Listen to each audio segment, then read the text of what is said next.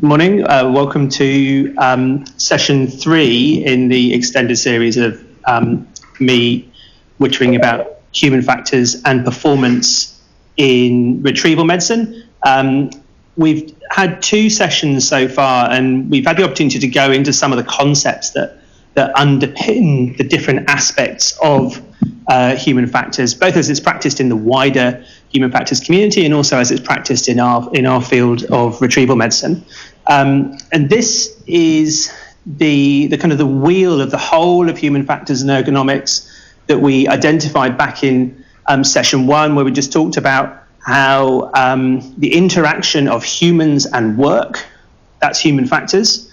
The interaction of complex humans with complex work is real-world human factors, and the interaction of complex variable humans with complex variable work is our reality. And actually, whether we as humans interact with the computers we use, whether we react with the equipment we use, that's ergonomics, whether we interact with the systems of an organization that we work in, that's organizational human factors, or how we react with each other in teams and under pressure, and that's CRM and cognitive psychology. All of these are part of human factors, and human factors is good and it's working when work is easy and fun. It should be easy and fun to do work. That shows that the human factors is working. When work is difficult and unfun, often it's because we haven't got the human factors of how our systems work correct. And in the first 2 sessions, we looked a lot at how we process information, how we manage cognitive load, how we receive information and deal with it, and then a bit about how teams behave and how we can influence the performance of teams. This third session, we're going to talk about us as individual performers, and what are some of the skills that we can steal from other places to help us interact with complexity and difficulty ourselves. Now, I'm definitely not talking to you about this because I perceive that I'm particularly good at performance, but it's an area that I am really interested in, and I wanted to give you in this third session perhaps just a bit of the narrative of how I ended up in this place and how that led me to find things that I thought were relevant to our work. And the story for me started really here, slightly different building, slightly different part of the airport, 10 years ago, when I did induction here back in 2010. And that was the first time, I think, in medical training that I experienced something that felt very much like the coaching that I'd experienced as quite a middling athlete when I was younger. Medicine is full of training and medicine is full of teaching, but this was the first time that I'd experienced what I thought was coaching. And I thought that was quite interesting. So I wrote to the AIS, the Australian Institute of Sport, and said, I am a registrar in New South Wales for a bit, and I've seen the relevance of coaching to our medical practice, and I wonder if it'd be possible to come down and have a look at some coaching and see what's going on. And the sport that I'd been in was the sport of rowing, which I appreciate is a bit niche. And they said, oh, great, we've got our women's lightweight national squad train in Sydney, so we'll connect you up. And I went down to UTS Boathouse in Iron Cove and met a really amazing coach, a woman called Ellen Randell, who was one of those people that's so good at what they do, that they're so confident in what they do, that they're totally open about what they do. So I started riding out on the bay with Ellen and working with some of her athletes. And then after a while, Ellen was like, well, I actually need an assistant. And do you want to do some coaching, and I'll help you be a coach? And that wasn't really the plan that we come to Australia for our year out with. It was more like visit Ayers Rock and go to Darwin and go to the beach. And so our family plan split a little bit in that my wife Julianne went to Ayers Rock and went to Darwin, and I ended up spending quite a lot of time on the Nepean River with what turned out to be the Australian women's quad, which is 4 athletes for the 2011 Worlds, which is an unusual first coaching gig. And it was fascinating to see what a high performance environment really looks like, and how do you train athletes to deliver performance. So we went back to London. There's just some evidence that it really was me. we went back to London, and the goal was in 2012 to do three things. Well, it wasn't the goal necessarily, but one goal was to do the fellowship. Another goal was to complete our last year of training. And then it turns out the third goal was to have our first child. And then a fourth goal, surprise, came in from the side. Because a couple of weeks after we'd been back, I was in the pub in Putney by the river, having promised Julianne that was it with the coaching. And someone said, you should really meet this person. I ended up meeting one of the most impressive individuals I've ever met, someone who's ended up being the godmother to the kid that arrived, and who we then, as a family, really went on a journey with for 4 years. And this person was Charlotte Taylor. And she was way too old to start any sport. She was 26. And she'd moved to London, and she'd done a learn to row program to really meet people, and had caught the bug. And she was at a club, the club that I'd been a member of, called Putney Town, that had no high performance program, didn't actually have a women's coach, had never sent an athlete to a national or international race. And the men's coach said, you know what, this person is in her single scull, and she keeps following us up and down the river, trying to get some coaching off me. She's really determined. She was too short. Her arms are like a little dinosaur. And she was 26 at the beginning of her athletic career. And we were in 2012.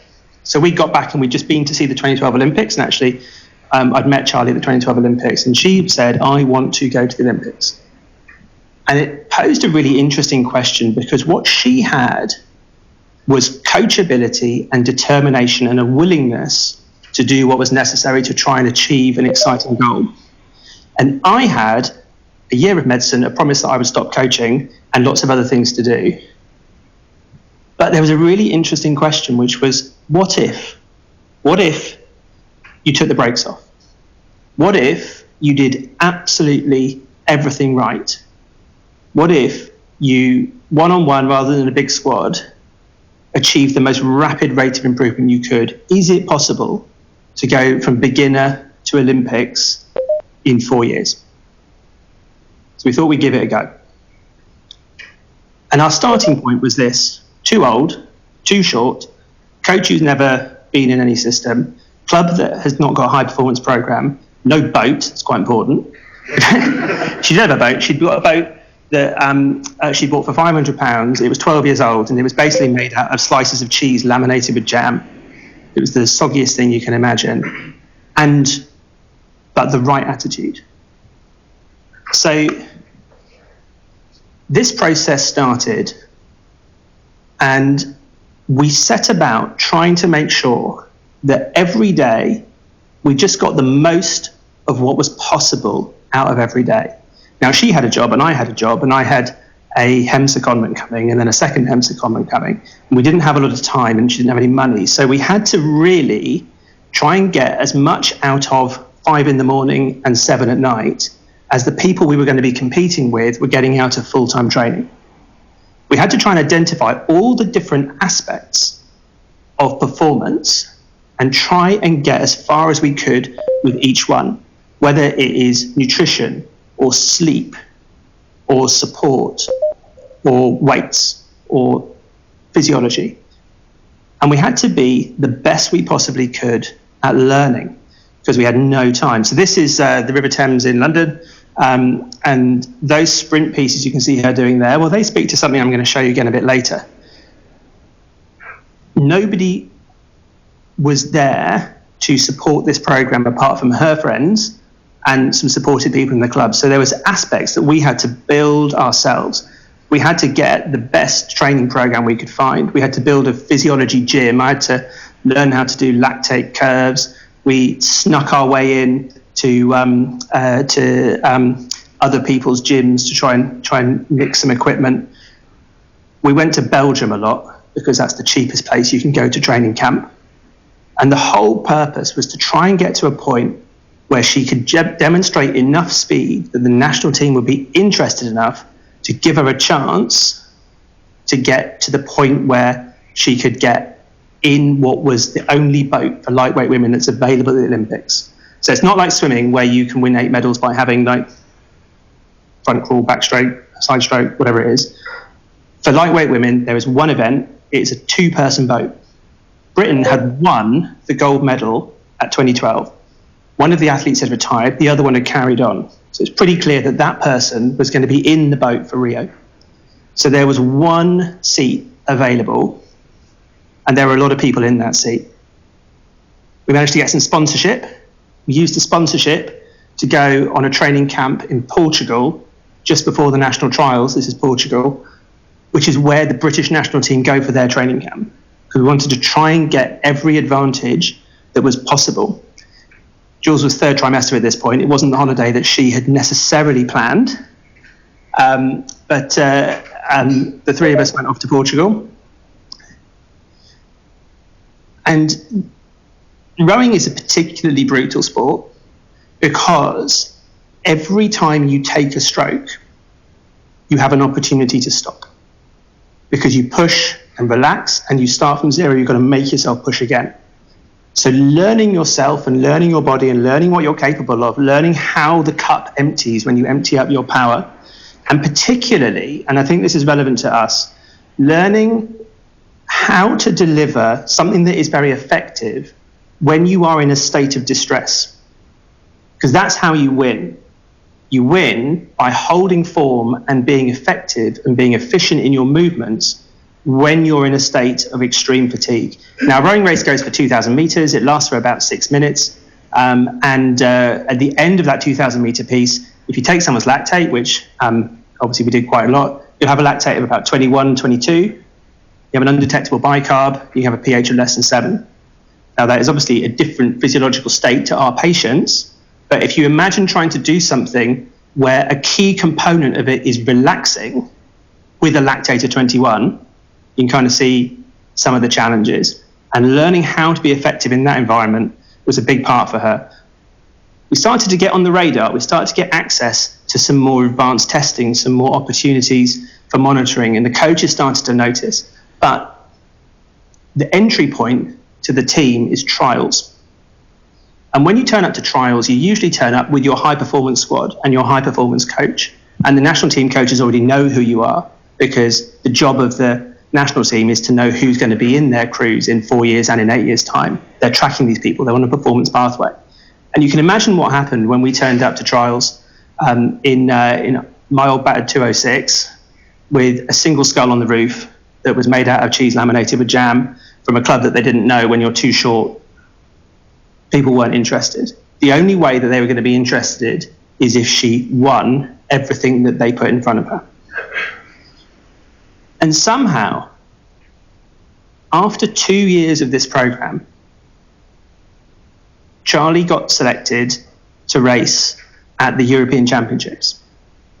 This was while I was working for London Hems. So I had this very bizarre situation where I was taking everyone's night shifts off them so that I could finish a night shift, drive to Reading and coach at the National Centre during the day. And then I had to persuade the boss of London Hems to give me a long weekend so we could go to Serbia to go to the European Championships. And it was really explicit that she was in the lightweight single at the European Championships. This is our lowest priority boat. We're just interested in you enough and you perform well enough that we are willing to select you and let you race, but we've got no expectations. And so this was her first international race. She was racing in a boat that we'd managed to crowdfund. And so this boat had gone from Putney Town, which is a social rowing club, and had a GB sticker slapped on it, and had been trucked to Serbia. And her first proper senior race was the European Championships. And she came 4th, which was unexpected. And what that prompted was opportunities, which we'll talk about in a minute. So let's talk a bit about rowing. We're going to talk maybe about coaching in another session, because that's a really interesting topic. But if you wanted to be a rowing coach, it's actually pretty simple, because there's only really 3 variables in a rowing race. There's how much power you've got, which reflects the work you've done. It reflects the time in the gym. It's your physiology. It's the engine that you've built. And the point about power is you can't have any more on the day of the race. You can't eat a fourth Weetabix and have some more power. So you go into race day carrying what you have earned. Technique is how good you are at turning your power into speed. In our sport or in running, tennis, it might be how good you are at getting your power into ball speed. In cricket, it might be how good you are at turning your power into a precise stroke. There's lots of different aspects to technique, but the point is that if your technique's not good, it doesn't matter how much power you've got. But what's also true is that when you go to a race, you've kind of got what you've got. It reflects the learning you've done, the iteration you've been through, and the idea you've got in your head of what good looks like, but you can't have some more on race day. Race day is a really bad time to invent a new kind of rowing. So you've got what you've got. So performance is the only variable factor. Performance is how good you are at getting your best power and your best technique into the race today. It's a what's happening now component. And it is a variable, which means that there are people who win regularly who don't have the best power, don't have the best technique, but are the best at getting what they've got into the race. And when you go into a high-performance organization like an Olympic team or a Premiership club, the organization is very focused on helping people deliver performance because it's their jobs on the line, right? I mean, we all accept that nobody's really interested in rowing, but the one time they might be interested in rowing is once every 4 years. And so your 4 years of your career is defined by what your athlete does for 5 minutes once every 4 years. And so they're very invested in understanding and supporting performance. So how does that relate to us? Well, I think for us, kind of power is knowledge. It's the work you've done. It's the work you've done over time. It's the stores you have built up. But when the helicopter lifts, it's hard to have some more knowledge. We might have knowledge about how to access knowledge, but if you don't know it, you can't see it. It's what you've got. Technique for us might be all sorts of things. Technique might be a technical skill, but it might also be interacting with a scene. It might be getting good information out of the right people. It might be making things happen. There's lots of technical and non-technical skills that I think would fit under the heading of technique. But the day of the race is a bad time to invent a new kind of thoracotomy. You've got what you've got. So for us as well, performance is the variable that we hold in our hand. How good can I be at getting my best knowledge and my best technique to this patient right now in front of me? Essentially, do you know how to do it? Are you able to do it? That's important. But can you do it when it counts? And that's what our induction program is all about, isn't it? It's about equipping people not to do it in an OSCE or describe it, but to be confident to do it when it's really important. So here's our project. We're in London. It's 2012. We know we've got to get to Rio 2016. We can't get any taller. The arms are still too short. We've got to figure out how we're going to get from one to the other. But it's not a 4-year project, because if you're not medaling at the World Championships the year before, you're pretty unlikely to be medaling at the Olympics. And you're pretty unlikely to be selected, because as a national team, you want to know who your best athletes are at least a year out. So it's not good enough to make the squad in 2015. You've got to be at the top of the squad. So a 4-year project is actually a 3-year project. And if you're going to be at the top of the squad, you're not going to arrive and go in at the top. So you need to have been in for a year. You need to have been racing at international events. This needs to not be your first rodeo. You need to have learned how you are going to perform in those environments, which means you actually need to make the team in 2014. So this is now a 2-year project. And if you're going to make the team, you can't just rock up. You need to have a track record of performance, because most of the people they're looking at, they have been tracking for 8 years. So you've actually got to build a national record of performance. You need to be winning the national championships in 2013. So that's now 18 months. And we've definitely got to track back and do the whole bit where you learn how to do it at the start. And there's a physiology component to this as well, which is that Olympic athletes are pretty fit. And if you've sat on our ergometer here, and you've had to go at 2,000 meters, so a lightweight woman, which means average crew weight of 57 kilos, needs to be under 7 minutes for 2K, for 2,000 meters, which is not a number I've seen when I've done it for quite a while now. And where we started was roughly 8 minutes 10, because Charlie had some underlying fitness, She'd been a cross-country runner. Like, she wasn't unfit, but she didn't have the specific strength and conditioning components that she needed to deliver over 2,000 meters. And 2,000 meters is an arse of a distance because you can't sprint it, you can't stay aerobic. You essentially have to decide how far over your anaerobic threshold you are willing to be so that you can still perform at the end. So we had to do that. And the problem is, you can't cheat physiology.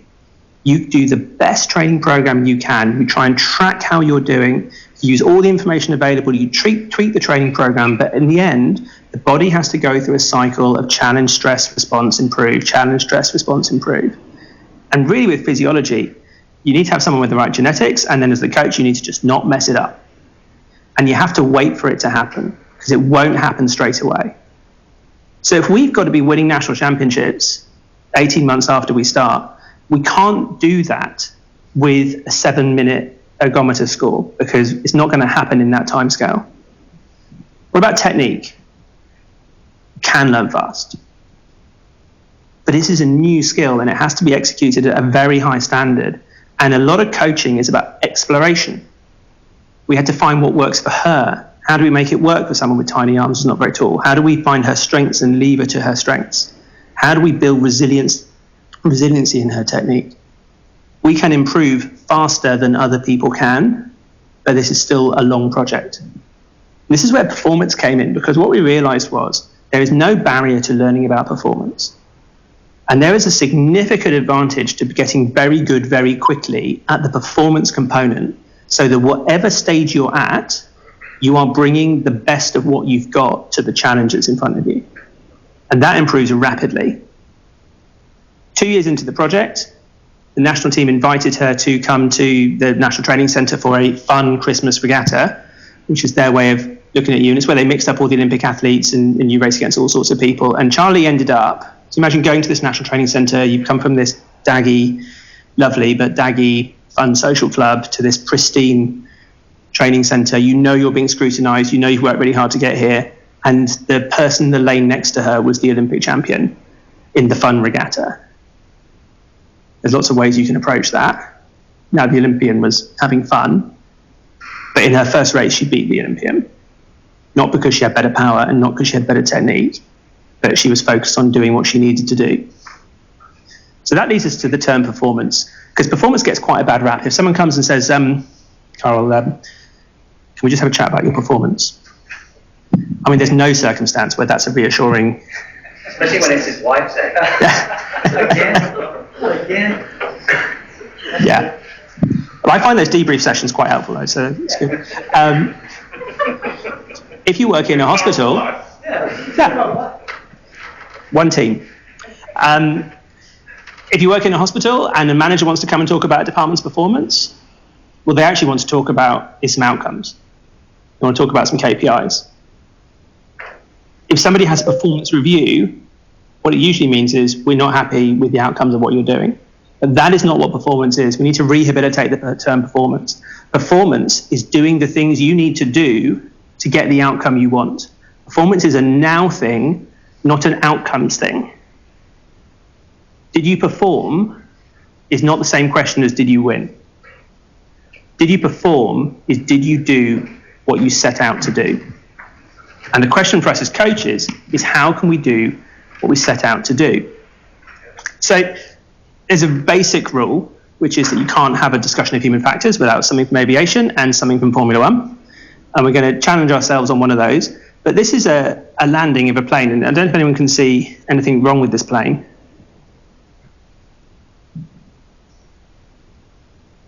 It is indeed missing a wheel. So this was a Virgin flight that took off to go to America, got over the English Channel, realised that not all the wheels were up, did a bit of a circle around, did a flyby past the tower at Gatwick to see what people could see, got told the wheels weren't up, and then came in and absolutely nailed it. And we talk a lot when we talk about CRM and human factors about understanding what goes wrong. But it's interesting to think about what goes right. What enabled those pilots to do something that no doubt they had practiced in the sim?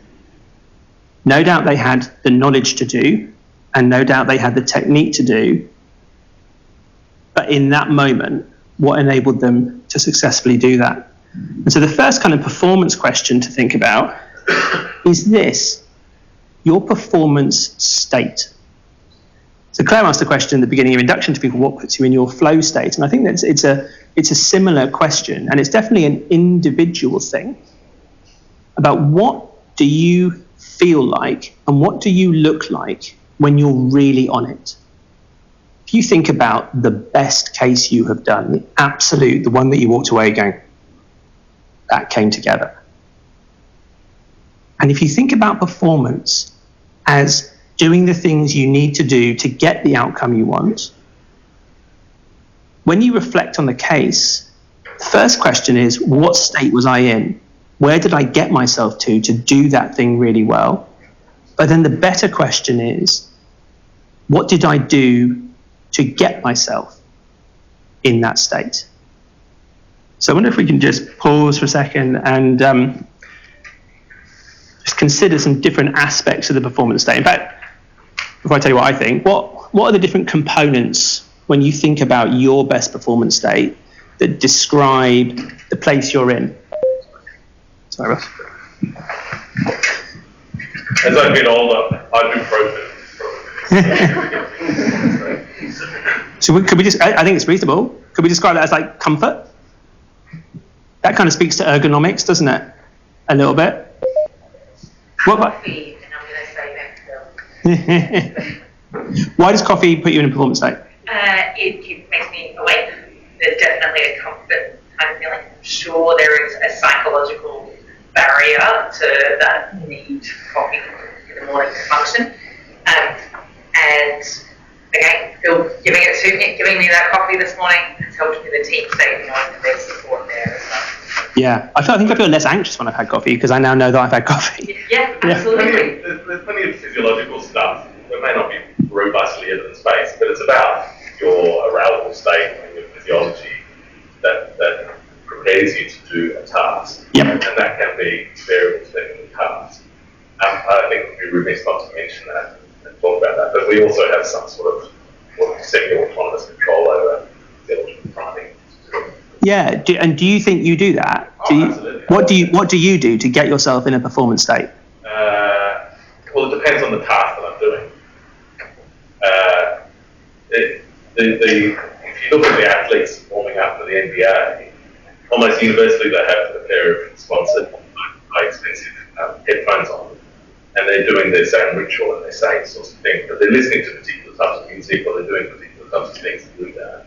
And I think that is directly analogous to when you walk into ED if you're part of the trauma call and what would the 0-point survey in your head, what you're thinking about downs and cups and stuff, but you're also, and I've deliberately been trained to try and do this, and we get to register us with this, is thinking about where you're at, your heart rate and your mind space, and what else you need to get out of your head might be distracted from what you now need to perform.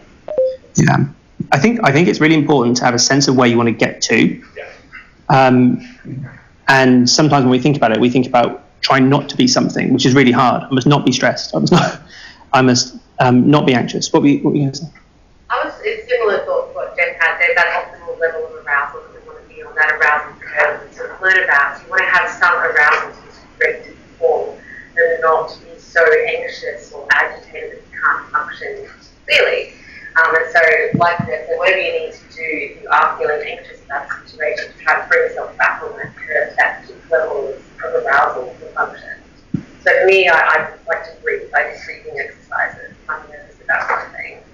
Controlling physiology. What's on this Something one? that I found really or and even my point of view things is sometimes it's discussion in the group or even the use of humour. And yeah, I was wondering whether you had any specific kind of cognitive sort of process with it. Is something you often do? I think there's probably a bunch of stuff that I don't even realise that I do. Yeah. And part of that is about your own physical presence, what you want to portray, what you're dealing with on the inside, what the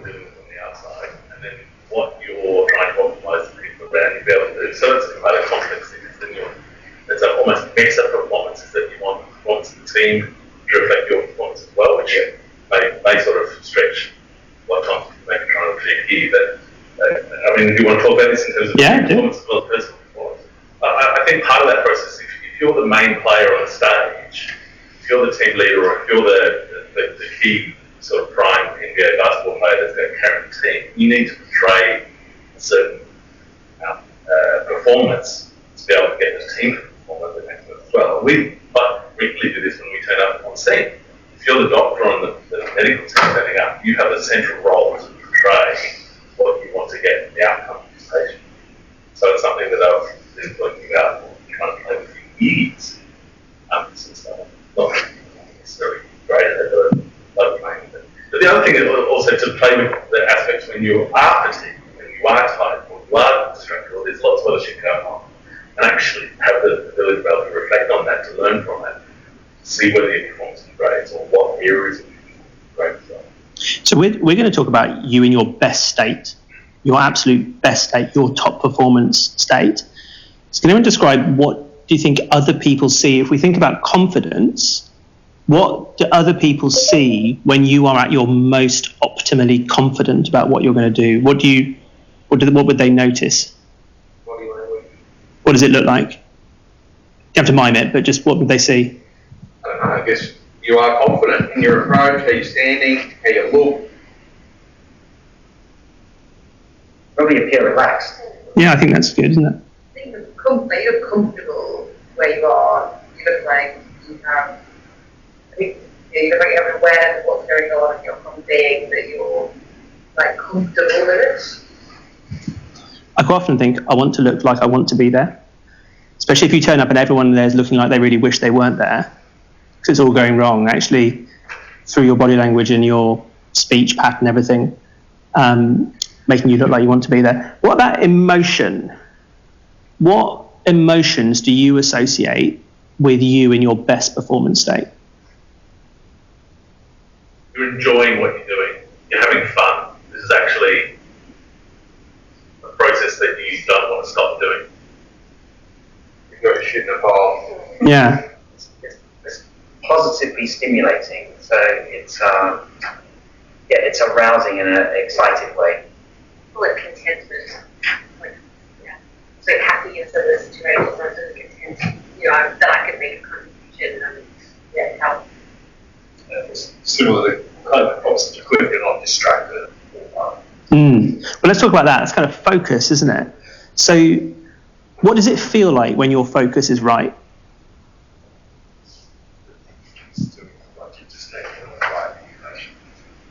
Yeah, it feels like there's a right speed, isn't it? Everything is happening at the right speed to me. I've got time to get the information I need, but I'm able to do the things I want to do. And I suppose we're all kind of describing a similar thing in terms of what we think our ideal performance state is, but that's not really the question for the athletes. The question for it is an important question, but the question to the athletes is, what do you do? What do you actively do to get yourself in the performance state? Because if you don't know how you get yourself in that state, then you're essentially hoping that the sport gods smile on you in that moment. There is now an element of chance, and there is not a level of confidence that I know what I'm going to do. So we're going to talk about some different techniques. It's a bit like a menu, I guess. Different things work for different people. But the point about all these things is you can't just bring them out of the box when you need them. We don't do other things without practicing them. And one of the reasons we practice them is that we know how we're going to do it. But another reason we practice them is that we gain confidence that I know these things are going to work to put me in the right performance state. One of the things that works with athletes a lot is triggers. So I describe the state I want to be in. You can't be in that state the whole time, because if you think about an athlete coming into the race, you want them to have high confidence in what they're going to do, a strong sense of enjoyment of delivering the very best they can, a sense of challenge, a sense that they're going to make the other person hurt. Probably not totally applies to us. Not always. Yeah, that they're absolutely in the moment. We're going to talk about that in a minute. And that their level of arousal is strong but positive, and they're focused on where they want to be. But that's not where you can live your life. Like, you can't go to the shops like that. So you've got to find a way of turning it on. And one of the things we worked with them is to try and find out, what is your mental trigger? Is it touching the boat? Let's describe the state we're going to be in. Let's use a mental trigger. The moment you pick the boat up to lift it on your shoulders, how good are we at getting into the mindset we want to be? What are the things that are going to help us do that? So that every training session is building that skill and that muscle. Can I go back to the... Yeah. So sports science is a tricky subject for science, because athletes don't want to be studied. They don't want to be studied because they're busy, and they don't want to be studied because they don't want to give an advantage to somebody else. And they're also, at an elite level, a very small group of people, and they're quite heterogeneous. So it's hard to do this work. But I think there's a link at the bottom if you want to have a look at this paper. A cohort study by Collins looked at 3 groups of athletes across a range of sports, super champions, serially successful at the highest level. Jess Ennis, Mo Farah, David Beckham. Internationals who are serially winning gold medals. They looked at champions, people who touched the peak once, never quite got it again. And they looked at almosts, people who were on the pathway, who were really good, who were in League One football teams, who had done junior worlds and got junior world medals, but somehow never quite made it. And they did structured interviews with this group of people. And the underlying premise is they were trying to figure out what happens in your youth that prepares you for this. This kind of, there's a paradigm out there that says that, oh yes, a lot of elite athletes have got trauma in their background and this drives them. And they were trying to understand that. And what they found was actually quite marked differences between the super champs, the people who were serially able to deliver. So there wasn't luck to this. They were winning, and the other 2 groups. And what they described was, firstly, they loved what they did, just as we described. They got enjoyment from the process, from the act of doing this thing as well as it could be done, which meant for them, training, which was about curiosity and discovery, was the same as racing. The only difference was, great, I've now got all these other people to create a really interesting test for me to see how good I can be. Their response to setbacks was really different, because all athletes get injured, all athletes have discouragement. We get discouragement, we get personal and system failures. But their response to setbacks was very different to the other group. They had an internal locus of control. They were able to say, okay, this is where I am today. What is the best thing I can do with what I've got right now? The opposite of an internal locus of control, I control what happens to me, is an external locus of control.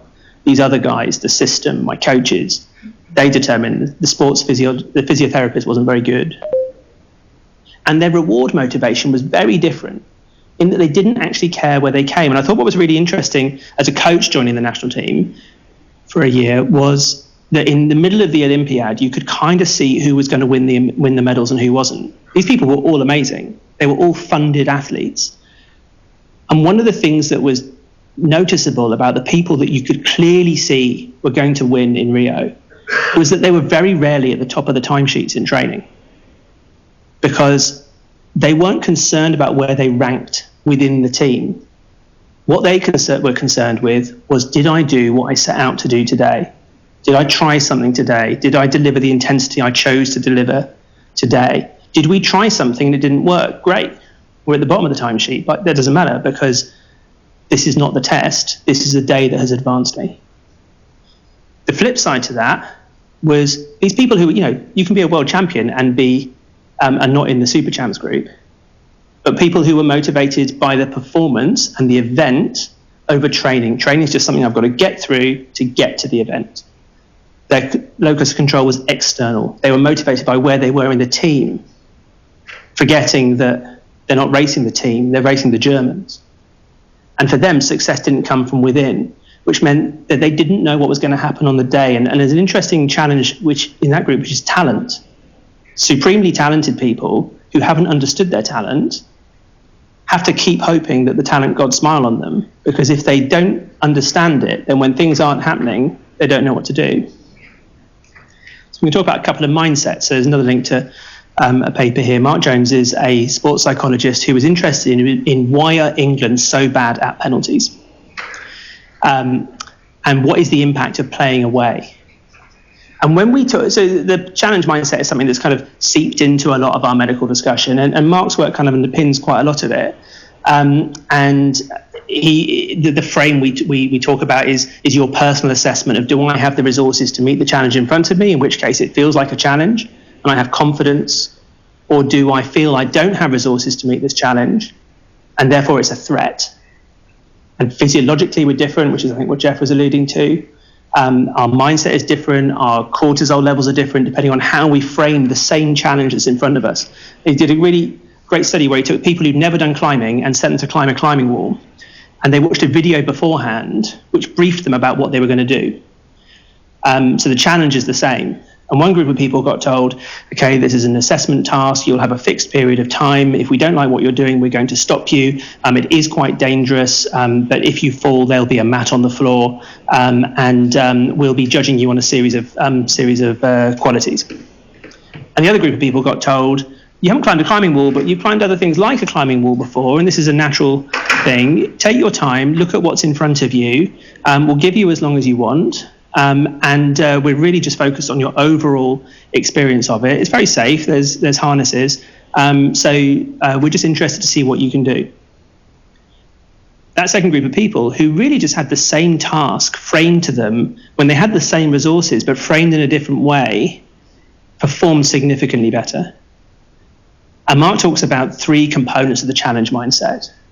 What degree of confidence do I have? What degree of control do I think I have over what's going on? Jobs that maybe we don't perform so well, quite often it feels like we've become a bit of a passenger in this job. The environment is making me into this situation. I don't have control. That's one of the advantages of our stop and pause points, is it allows us to change the control dynamic in our challenge mindset. But priming, I think, is a really valuable skill. It's, again, something we need to work on beforehand. We need to think about and reflect. We need to think about, how am I going to frame the task in front of me in a way that enables me to have a challenge mindset? Because there are some inalienable facts. Like, we can't have another team. We are the team. The helicopter is going to land and we're going to have to deal with what we get to when we get there. But we've got that little window of time to frame what we're going to do in a way, we're not lying to ourselves, but in a way that enables us to go into a challenge mindset.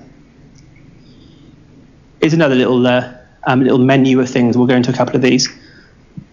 This is John Glenn. No, it's not, it's Alan Shepard. The first American in space. And I think his achievement is just significantly higher than Neil Armstrong. And obviously I'm an excellent judge of that, so they should take note. But the reason I think it's really impressive is that obviously Neil Armstrong was on Apollo 11, which means that at very minimum there'd been 10 other Apollos, but there'd also been the Gemini program, and before that the Mercury program. So we had a reasonable understanding of like which bits should explode and which bits shouldn't and which way it's going to go. And he was in a system. But Mercury was different. Mercury was JFK saying, you've got 10 years to get a man into space. Right, let's have an organisation. What should we call it? Let's call it NASA. Right, we'll need someone to be in control of the missions. What should we call that? Okay, mission control. What does that look like? Not really sure. We got anything that goes into space? Well, we've got some ballistic missiles. Oh, okay. What's on the top of them? Nuclear weapons. Right, we'll take that off. What can we put on the top? Shed. Right, okay. So the first rockets were these Redstone nuclear missiles on which they basically put a little metal shed, and they had tested them, and some of them had gone up and some of them had gone sideways and some of them had just gone boom. And somehow Alan Shepard needed to get into the mental space where he was willing to get into the shed on top of the nuclear missile and allow someone else to fire it and trust and be confident so that he could execute what he needed to do. How did he do that? What he said was, I had total confidence that every single person in the program had learned rigorously and without personal pride from everything that had gone before. Confidence that is not built on foundations is called hubris, or hoping. And hoping and hubris are not strong strategies when you're going to do something where performance is important.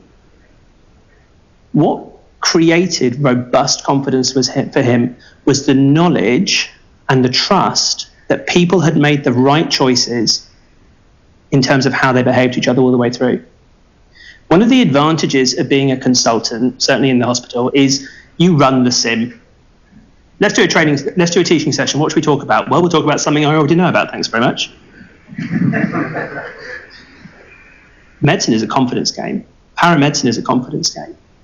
I could quite easily dodge the opportunity to have my performance review 10 times in a row, and people probably wouldn't notice. But I would know. I have the opportunity to not engage with honest debrief and personal reflection and learning, and no one else would know, but I would know. A good way to get athletes to do anything is to tell them to do what they want. So fatigue's really important this week. I think we really need to be in bed by 9:30. Oh, but I want to watch Netflix. Well, okay, watch Netflix. And do we have to hope that the Germans now don't watch Netflix because we're giving them an advantage? But I'm sure they're not. You carry on. You watch Netflix. I'm really angry after the race. I want to punch the wall. Okay. But if we are going to choose to respond to adversity in that way, we've got to hope that our opposition also choose to not learn from the adversity. Coaches are bastards. But the point is that when you're on a performance journey, almost every decision you make either takes you towards your goal or away. Being brave and trying something new that might not work now to learn from it later is a brave thing to do. You could choose not to do it, but you're giving up an opportunity, you're moving away from your goal. And what's important is that when you sit on the start line, I want my athletes to look down and realize they're sitting on a massive pile of good decisions. But I want to look across at the Australians and the Americans and ask them the question, have you made as many good decisions as I have? That's robust confidence. Thought control's sounds a bit loopy, doesn't it? But the premise of this, Steve Peters' book, Chimp Paradox, is a useful primer to this kind of thought management, really. And the basic premise is this: the job of a sports psychologist is not to stop you having negative thoughts. It's not to stop you having anxious thoughts. It's not to stop your internal monologue pointing out when things are going really badly. Because quite often those things are based in truth. The skill, the muscle that you build, is the ability to manage and respond to those thoughts that your own internal monologue offers up to you. If you turn up, you've worked for 2 years, you basically committed every morning and every evening for 2 years to get to the point where the national team might notice you, and you turn up and you're like, oh, marvellous, the Olympic champion next to me, where is the win here? That is not an unreasonable thought for your inner monologue to offer you. This person won a gold 2 years ago, and I'm a travel agent. There's truth in it. So you can't ignore it. So you have to develop strategies for taking those things and challenging the interpretation, not the thought itself. Yes, this person is the Olympic champion. 2 years have passed and I know what I have done and I know every good decision I've made, and I'm peaceful with what happens today because I'm going to put the best speed I can out there and I'm going to ask her to do the same, and if she doesn't, then I'm going to win. Different scenario, I've raced this same person 10 times, they've beaten me 10 times. You're going to lose today. This is going to be embarrassing. What is the point? Well, this is what I decided to do differently after last time. I have done it. I'm curious to know what happens this time. I'm happy I've got this person to compare with. I've missed 3 cannulas in a row. This is just not going to happen. When you walk in to cannulate someone and you've already decided it's not going to happen, you know it's not going to happen. But you can't pretend you haven't missed 3 cannulas in a row. Your job is not to ignore that. It's to go, hang on, let's put those 3 cannulas in the context of the 10,000 cannulas I've done. And this is the refresh I did afterwards, and this is what I'm going to do differently this time. I'm going to go and do it. The ability to live in the moment when you need to, I think, is so valuable. Rowing race takes about 250 strokes. If you're in the 17th stroke, you have to be absolutely in the 17th stroke. You have to execute the thing you're doing right now to the highest standard you could be, as if this was a competition for who can do the best 17th stroke. As if this was a competition for who can position the airway the best.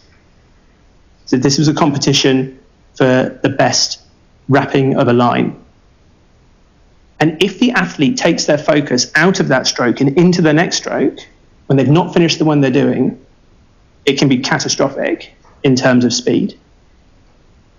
So developing the muscle that allows you to place your attention where you want to be, not where people are trying to make it go, but where you want it to be, is hugely valuable. Because you train on a beautiful bit of water. We go to Portugal where there's no one else there and we practice to make perfection. And then you go to the World Cup and the Russians are next to you and they're banging the side of the boat in Russian. You've got to be able to place your focus, not just in your own boat, but in the stroke you're in.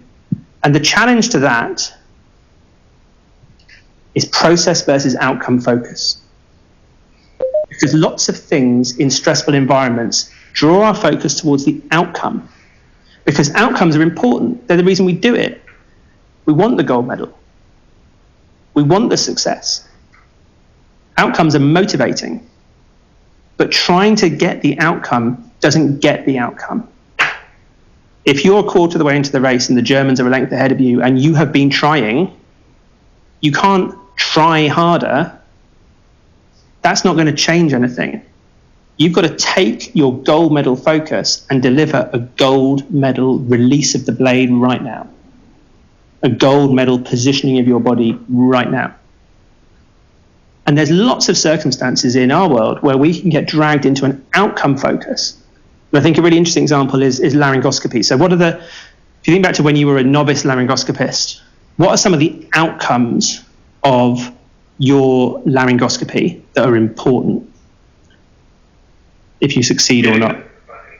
Yeah, why? Why is that important?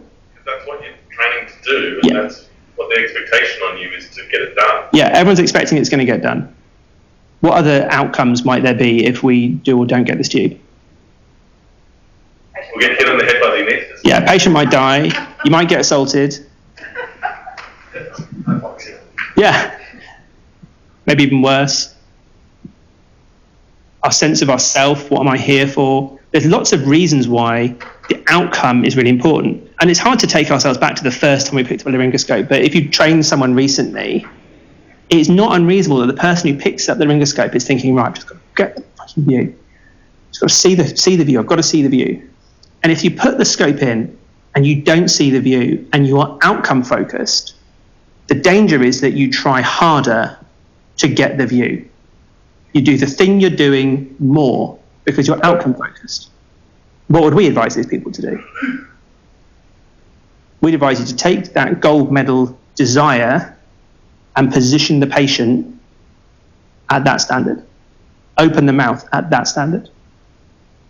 Place the blade in the mouth at that standard. Because you have control over process. You don't have control over outcome.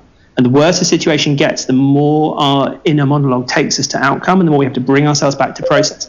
But not just process that we trust, because we have worked on it and we have read, we have understood, and that we have confidence in, that we have robust confidence in.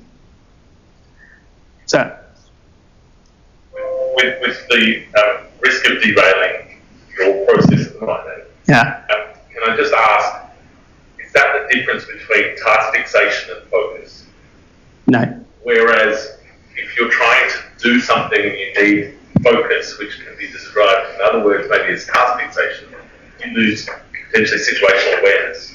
Whereas when you're process focused, you have the ability to be able to recognise where you are in the process of what you're doing, but also what's happening around you, like the Germans next to you, the Russians, and other things, rather than be going down a rabbit hole of task fixation. Or is that a completely different? It's a different thing. It's about being peaceful and having confidence that if I do each step in the process as well as I can, I'm confident that I'll get the outcome that's really important. So it's a way of maintaining your own performance in that moment. 100% mentality. So anyone who has seen The Apprentice will know that, is there an Australian Apprentice? Yeah. So when the Alan Sugar or the Donald Trump equivalent gives the really odious people the task that they've got to go and do, and they come back and they always go, I gave 100%, Sir Alan, I gave 110% to this task. And sometimes it can feel like, especially when you're in a high performance environment, that your job is to give 100% all the time.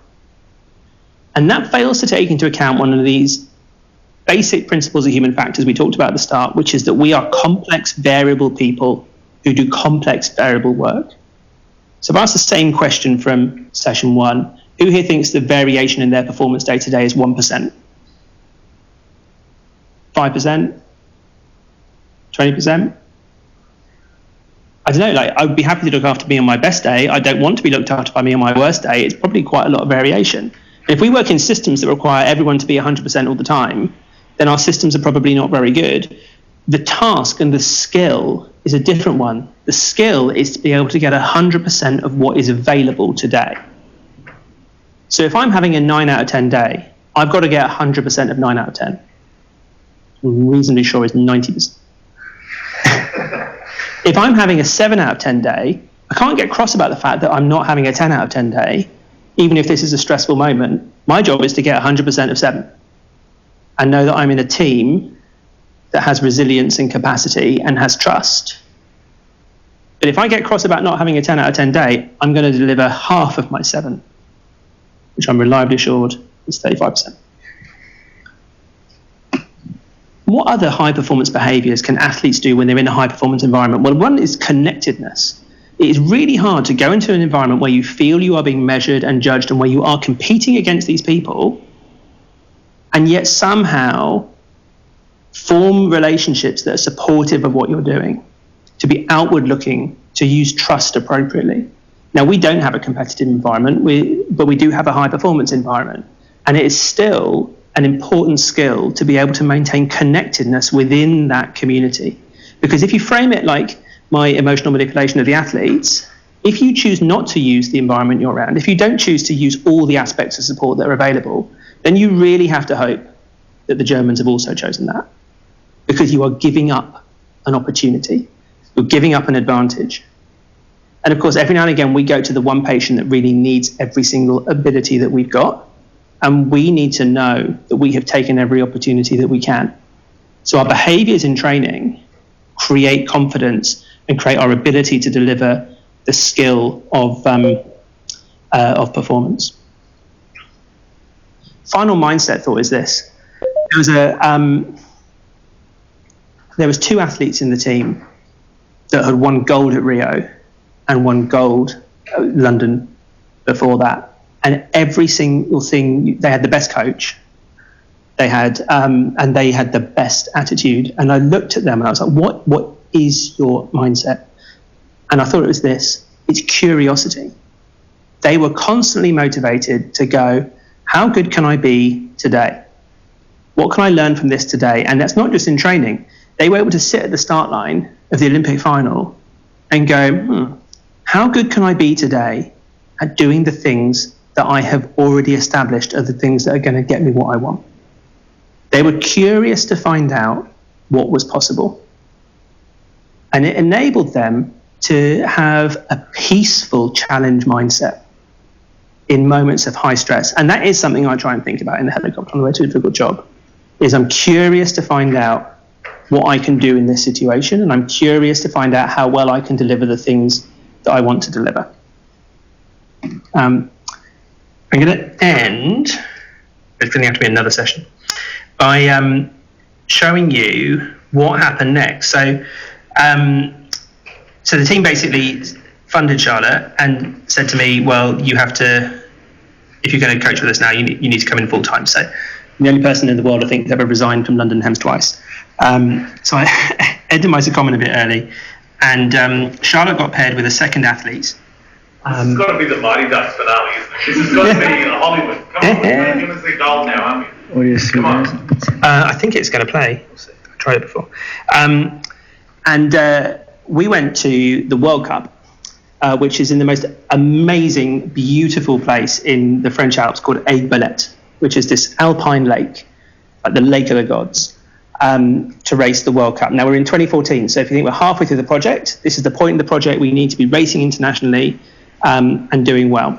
But this was also my first full-time coaching gig, and it was Charlotte's first time in a double, remembering that the Olympic boat is a 2-person boat. And the GB1 boat had been selected. So that was the reigning Olympic champion and the person who was first in that pecking order, who'd been in that system and had been identified. And they were racing as GB1. Charlie and Ellie were there as GB2. Now, the goal we were given by the performance director was success here will be making the final. And everything else is gravy, but that's your goal. And this is the final. And they had already executed a lot of the things we've been working on to what I was really pleased with, was a really high standard, and they had made the final. They had beaten a ton of other countries' first boats, including Australia, Including what, sorry? including Australia.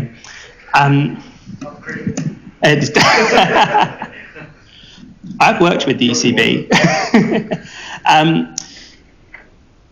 But you get the times. So I knew from the times that, you know, we had done well to make the final, and the way they rank the final is that the fastest boats go in the middle 2 lanes from the semis, and then it goes outwards. So we were one of the 2 slowest boats. GB2 in Sweden were the 2 slowest boats. We were on the outside. So if you think about the mindset that Charlie and Ellie might be in now, or that you'd want them to be in now, what would you say to them? We didn't really do like inspirational talks before you push them off, but like what would you say to them about what your mindset should be right now? You've achieved your goal, go out and have fun, do the best you can, enjoy it, get into the flow state.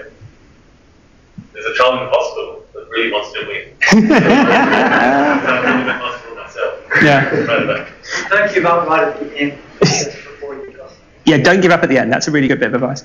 And very relevant in Australia. Yeah. I actually coached one of the athletes who was in the boat with the girl that laid down. And that's a whole nother story. What's the danger of saying that? You've achieved your goal. This is all brand. Have fun. What's the danger in terms of their performance? They don't perform like they've been performing or training to perform like. Yeah. Focus. There's definitely a risk that you're basically saying this is as good as it can be. And so the curiosity is now stymied because it's not that we're not saying don't try, you're not saying that, and they would never interpret that. But there is a risk there, isn't there? Anyway, let's watch the race. Obviously that doesn't work. Oh, some shit, I can't remember now.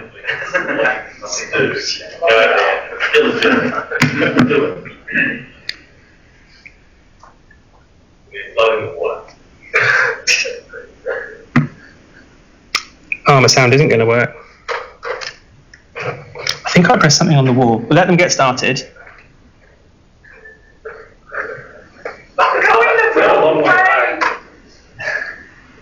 Now I'm going to have to commentate. Is that button at the top making noise? Yeah, it is, isn't it? Rowing's a really terrible spectator sport because you stand in one place and you can't tell who's in front until they get next to you and you go, hey! And then you can't tell again. I think the Germans are winning. Can't see anyone else. Oh, I'm sad I can't. Oh shit, that guy's winning. He's got a money. Oh, hang on. What is that? Yeah. Fine.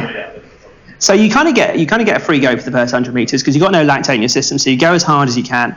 The Canadians were in the final of the Olympics in 2012. They're a much more experienced crew, an older crew.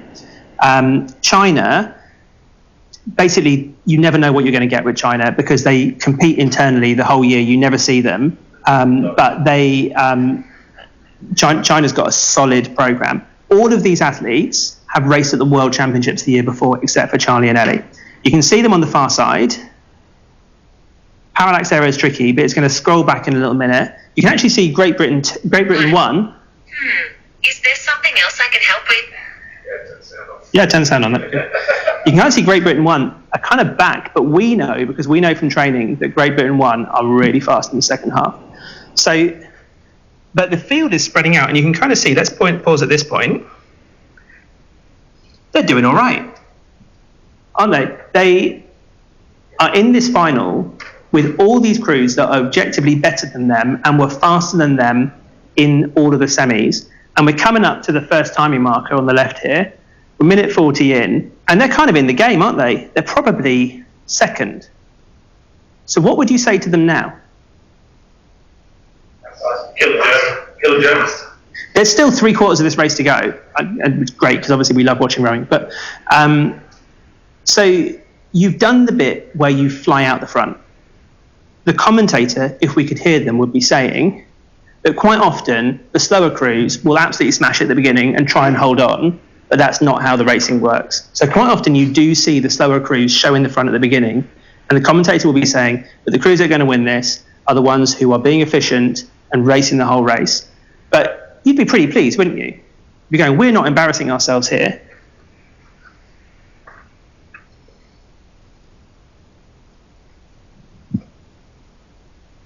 So, and you can see Sweden on this side are kind of doing that as well. But they're a very experienced crew. So Sweden won the World Silver Medal the year before. So they're very good. So there's Charlie Ellie on the far side. And you kind of see that they're relaxed. They're moving freely. As the coach, you'd be pretty happy that they're moving the boat well. But we have never been in this situation. So we're in front now, and you've got to think, maybe this is it. Maybe we do have more speed than we had before. And you start to the danger is you start to drift towards outcome. Hang on, there's only 3 minutes of this left, and we're in a bronze medal position here. This could be good. And it's probably a confidence boosting thing to some extent, isn't it? You go, right, keep going what we're doing.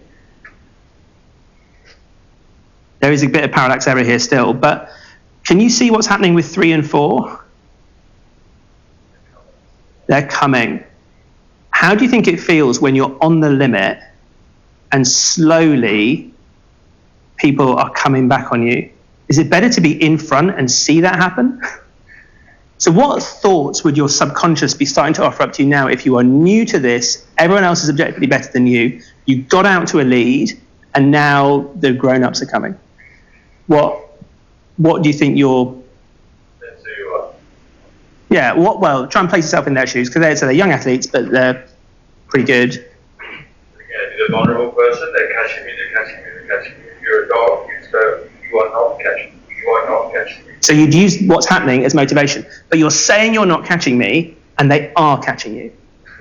So what happens now? Because that's the danger with that, isn't it? That you go, right, I'm just going to try harder because I'm not going to let this happen, and yeah, it is happening.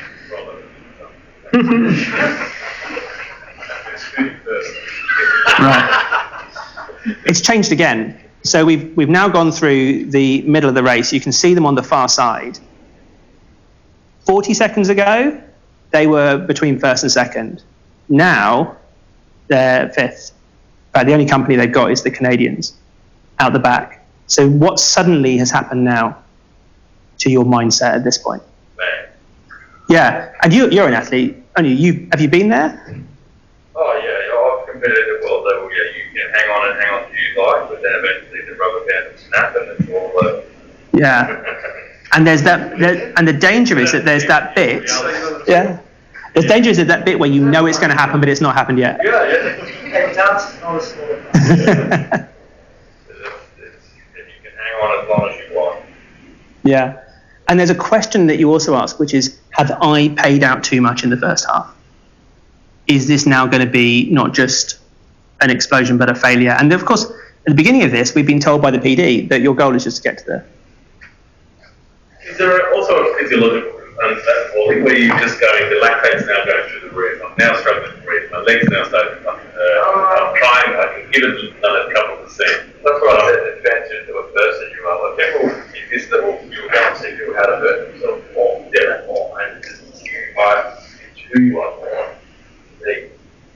Yeah, I think there is a famous saying, probably not for everybody, but yeah, I live as who you are, internally. That's not going to work, don't worry. Yeah, I did test it. And that's not functionally training and your experience and all that stuff that Sean talked about before, but yeah, an amazing feeling that it's who you are want to do. That's mine, just sort of knowing the world.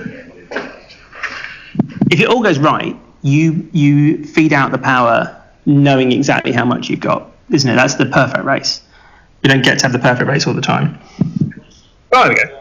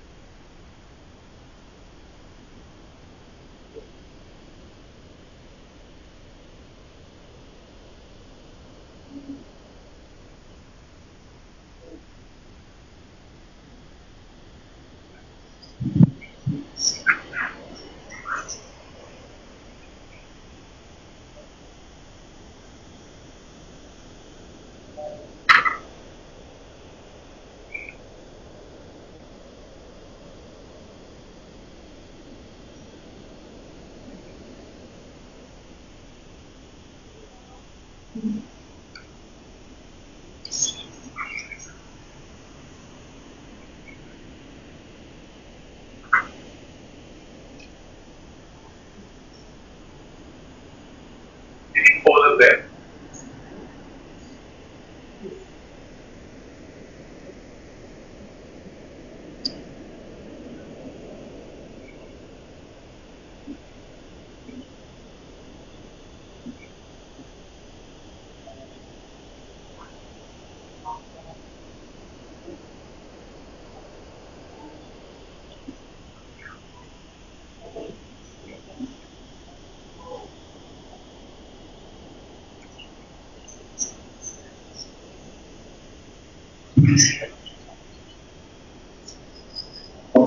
The commentators are calling out the team by individual names, not by the team.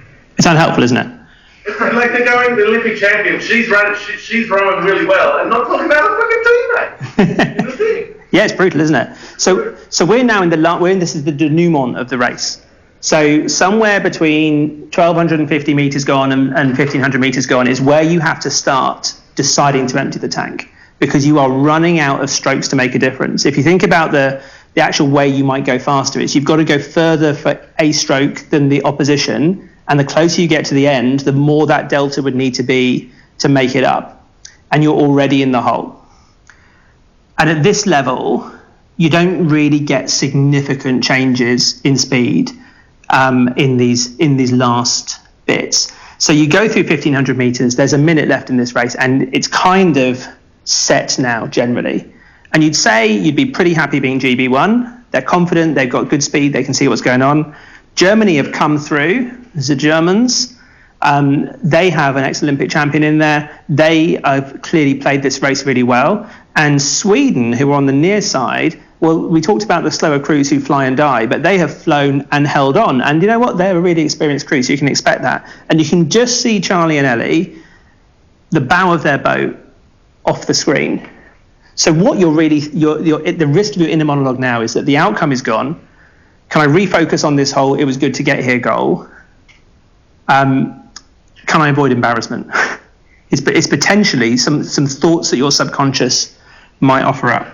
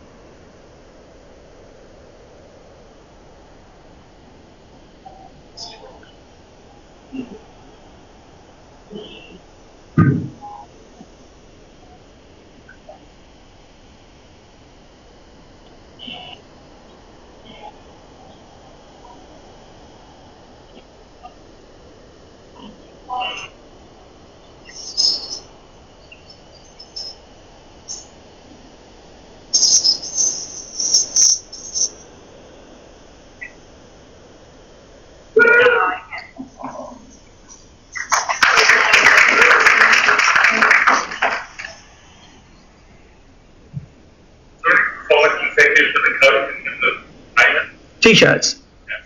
Yeah. The British coaches were delighted with that.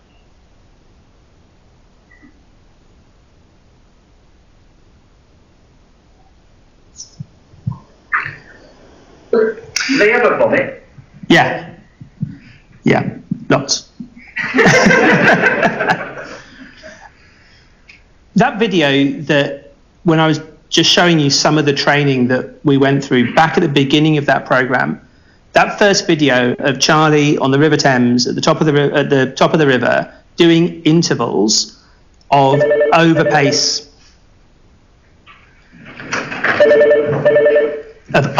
work again and again and again and again were that last 100 meters. What we set out to do was understand her strengths and then build total confidence in her strengths. And we knew her strengths were the ability to go deeper than anyone else and to do it right when you're deep. And to give her the robust confidence to then deploy that when it really counted. So, next topic for discussion another time is high performance culture. But I think we've looked at some different tools that you can put in your box, that you've got to practice, that you've got to build confidence in, but that can make a big difference to your ability to do what you need to do when you need to do it. Apologies again for the timing. Cool. Thank you very, very much.